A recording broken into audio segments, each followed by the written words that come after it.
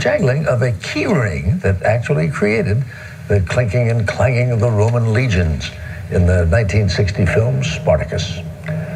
Credit the very first Foley artist, founder of a craft that flourishes to this day. With Martha Teichner, let's listen in. Yeah, these will be good. If you worry about what other people think. See, now here I'm feeling the packages again. Or embarrass easily. Smooth and creamy. Well,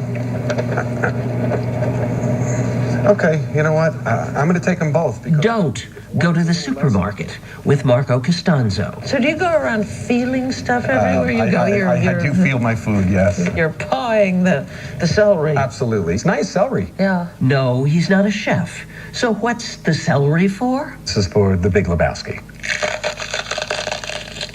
That's a good crack. The kind he created for Lebowski's back. In the Coen Brothers cult classic. And listen to the swish of all those leaves when Meryl Streep makes her entrance as the witch in the Oscar-nominated musical Into the Woods. Into the Roger, it's by the score where you can blame another witch. Yup, Marco Costanzo. Now, I just save them in fall. We have about 7 or 8 bags upstairs.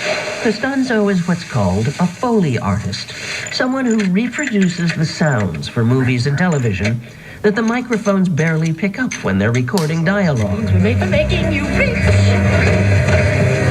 And the Renaissance. Pretty much every sound you hear is enhanced by Foley or some kind of sound effect. Who was Foley? Jack Foley. He was the first one to create this process of putting sound effects in sync to actions that you see on screen.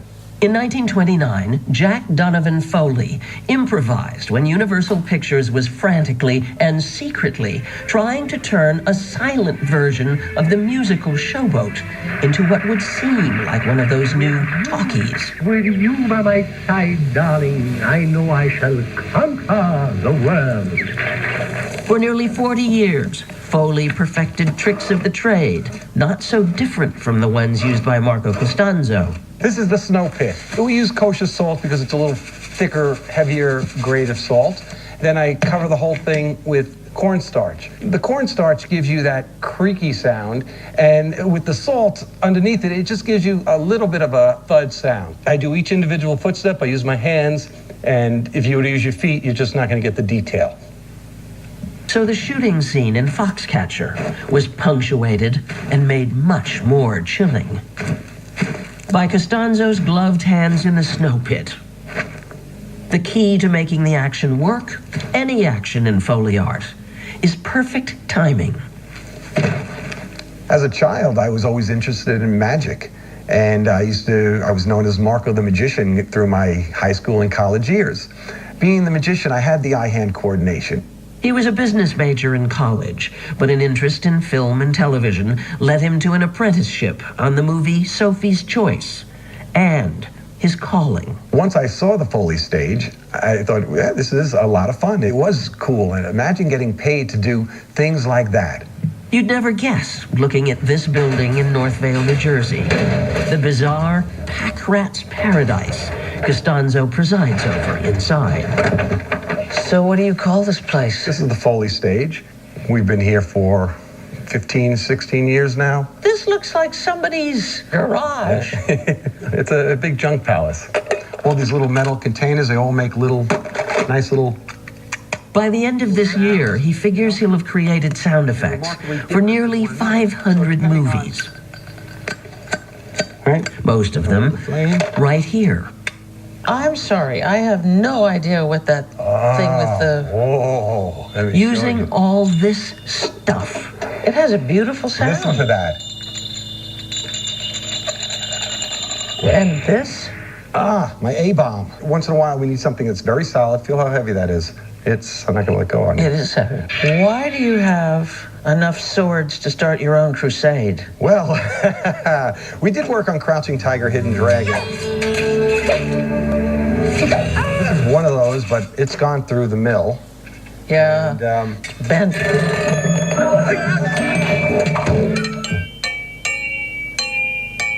depending on how you hold it, you could It'd be a zip or a ting. I have no idea what that is. That is a paint can closer. It came from a hardware store that was going out of business. It's controllable. Things that are controllable are like gold to me because, you know, if something goes for 1 second or 3 seconds, if I can control it, I can extend something. I can give it that little personality. Costanzo admits to dumpster diving and cruising what's left on the street on garbage collection days. Why do you need 3 vacuums? Well, none of them work. But he has a good excuse for indulging what some people might consider a pathology. Do you ever throw anything away? Oh, no, I've never, actually, no, I don't ever throw anything away. Come on up here. Yeah, man. This looks like a dangerous playground. It is. It's, well, watch, don't step on the broken glass. There you go. Well, why is there broken glass all over this? Because we had to do the sound of someone walking in broken glass. So essentially what you do is you use all this stuff right here, and you have a microphone like this hooked up to... Yep, I move it around. I put it here. Just keep doing it a little bit. At the other end of the microphone cord is sound engineer George Lara, recording the noises Costanzo makes. Okay, just play back. Like the skin of an apple as it's being peeled for an upcoming film. We can't show you. When you're doing this, what are you looking at, the screen or the apple? I'm looking at the screen only. I know just how far to stop and go with it. It's my finger that's actually doing the noise, not the knife. You're barely scratching the skin of the apple. That's where it makes the noise. You would think in the era of digital everything in movies that Foley sound, the art of using a real apple in real time, would be dying. But you would be wrong. Is it a dying art? No, it's thriving. It's bigger than I've ever seen it. I remember when I first started that they spoke about the Soundroid, which was a computer that put sound effects in there. What I've read is that it lacked personality. Try to give the innuendo that a human can do. How? It's all in the way he climbs those stairs.